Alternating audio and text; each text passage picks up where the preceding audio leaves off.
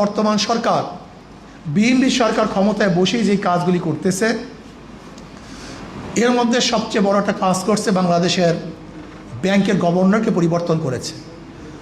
গভর্নরকে পরিবর্তন করছে, এটা করতেই পারে, কিন্তু যাকে গভর্নর নিযুক্ত করছে এটা নিয়ে আমাদের বহুত বড় প্রশ্ন আছে।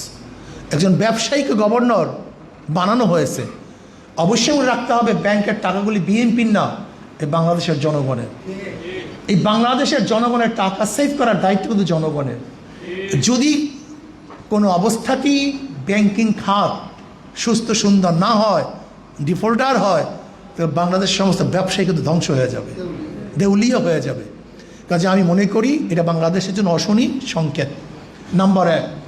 নম্বর 2, নরসিংদীতে এই ধর্ষণ হয়েছে, আপনারা দেখেছেন, ধর্ষণের পর হত্যা করা হয়েছে।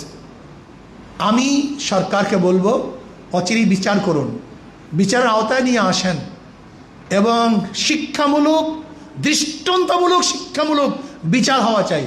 একটা শিক্ষামূলক দৃষ্টান্তমূলক যে এমন শিক্ষা দেওয়া উচিত যেন দ্বিতীয়বার কেউ ধর্ষণের সাহস করতে না পারে, এবং বিচারের আওতায় আনা উচিত। যদি না নেন তাহলে বাংলাদেশের জনগণ তারা কিন্তু আপনার বিরুদ্ধে রাস্তায় নামতে বাধ্য হবে।